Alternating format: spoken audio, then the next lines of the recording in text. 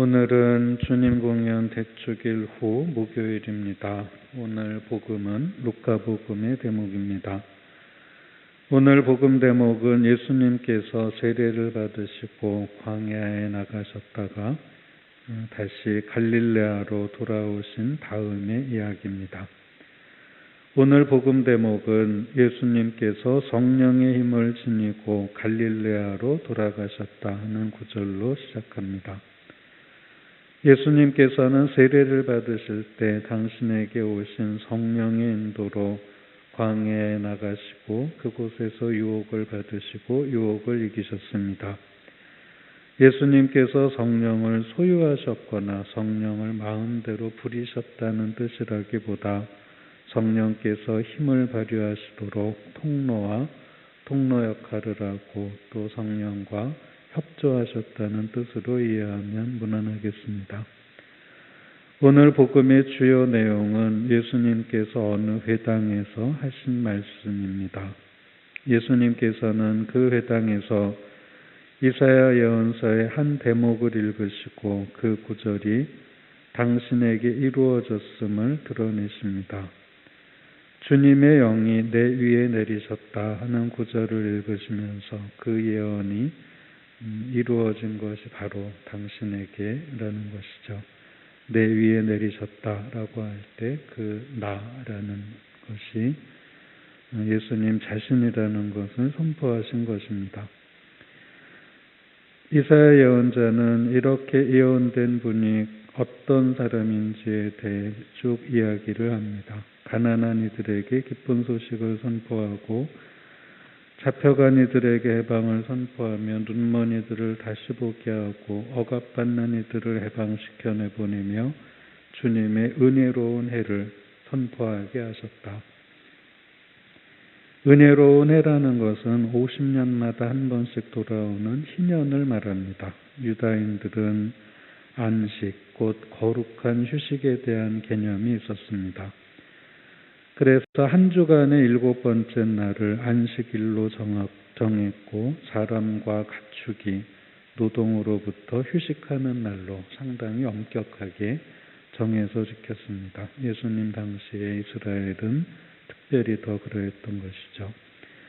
또 안식년이란 농경지를 7년째 되는 해에 쉬게 하는 때입니다.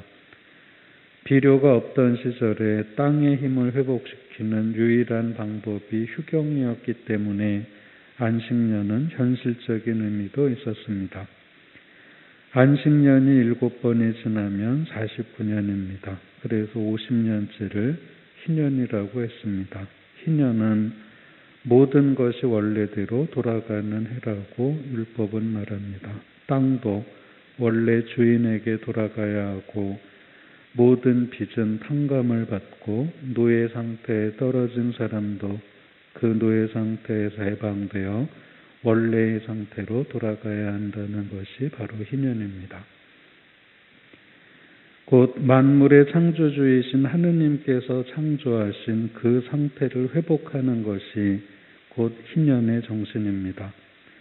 물론 이처럼 사회의 어떤 흐름, 또 사회가 어느 정도 정해진 것을 또 진행된 것을 완전히 되돌리는 희년이 실제로 실천되었는지에 대해서는 의문의 여지가 있기는 하다고 합니다. 그러나 이스라엘이 이런 이상을 가지고 있었다는 것이 중요한 점이죠. 그것도 율법서의 규정으로 이런 정신을 가지고 있었다는 것이 중요하다는 것입니다. 예수님께서는 주님의 은혜로운 해를 선포하심으로 새 시대가 시작되었다고 말씀하십니다. 이 새 시대는 창조 이래로 계속 헝클어져 온 모든 것이 하느님께서 창조하신 그 상태로 돌아가는 시대입니다. 예수님께서는 이 새로운 시대를 선포하시는 약속된 분이십니다.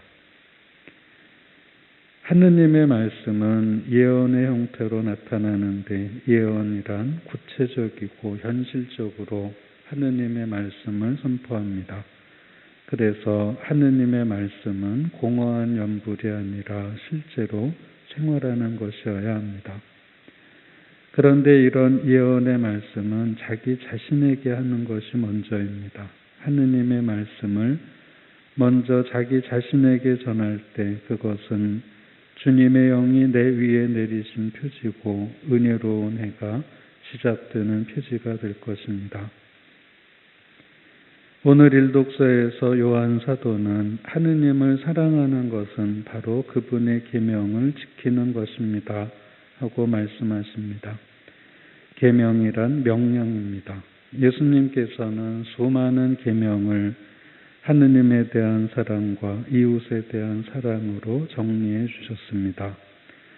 사랑은 관심과 배려에서 시작합니다. 이웃을 내 기준에서가 아니라 그 이웃 자체로 바라볼 수 있을 때 우리는 우리 자신에게 예언을 전하는 것이고 그를 통해서 주님의 은혜로운 해가 시작되는 것입니다. 잠시 묵상하시겠습니다.